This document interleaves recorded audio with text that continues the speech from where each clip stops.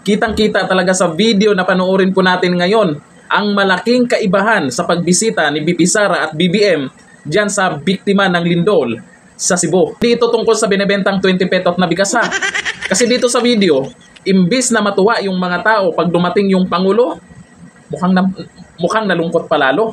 O ito, panoorin natin ang pagdating muna ni BP Sara dyan sa Cebu. O ito yung video.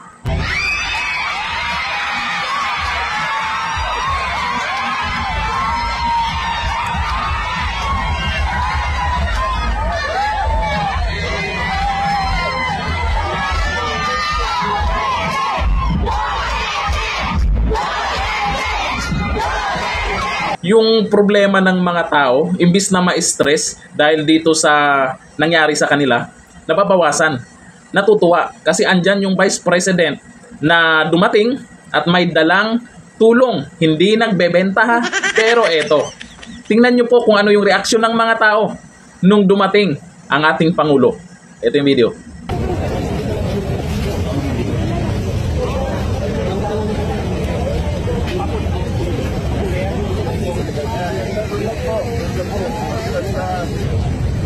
Kitam, ang laki ng kaibahan. Pero at least kahit papano, nandyan siya, nagsilip-silip doon sa mga nasirang mga building.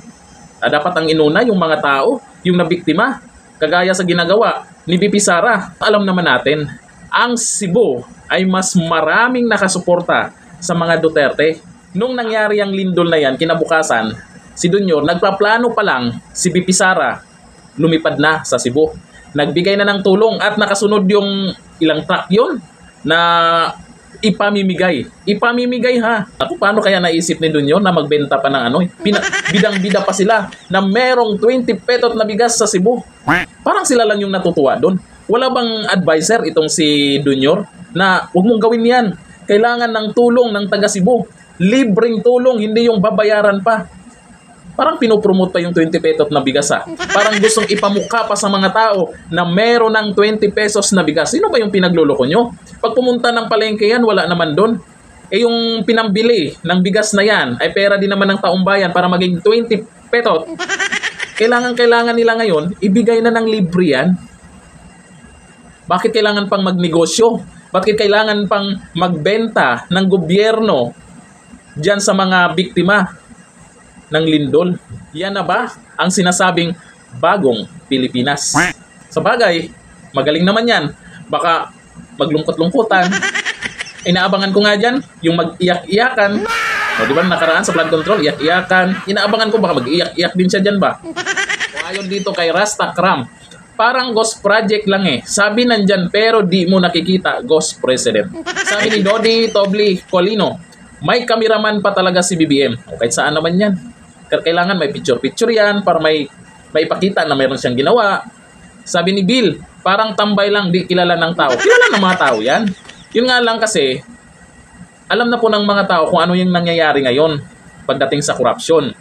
Tapos nasangkot pa yung pinsan niya. Itong mga tao sa Cebu, alam nila yan kung ano talagang nangyayari sa gobyerno. Alam nga naman sisigaw pa sila, BBM. Diba? Sabi ni Zenny Vlog, parang wala lang dumating si PBBM. BP Sara talaga ang mahal ng tao. Totoo yan. At yan ang hindi matanggap ng mga anti-Duterte. Kaya pilit nilang sinisiraan. Takot sila. Takot na takot sila sa 2028 pag nanalo yan si BP Sara. Kung sino yung patuloy na bumabanat kay BP Sara. Yung iba, nasangkot pa dyan sa insertion na budget na ang usapin ay bilyon sa flood control project. Diba? Banat ng banat sila kay BP Sara. Bakit? Baka pagdating ng panahon, yung ginagawa nila ngayon, pag si BP Sara Duterte na ang Pangulo, hindi na sila makapurma. Magugutom na ang mga buhaya. Kaya maaga pa lang, pipigilan na nila. Sisiraan na nila. Pero taumbayan ang kakampi ng mga Duterte. Kahit saan pumunta yan, Luzon, Visayas, Mindanao, kahit sa ibang bansa, makikita nyo kung gaano kamahal ng mga tao ang mga Duterte. Hanggang dito na lang. Thank you. Bye-bye.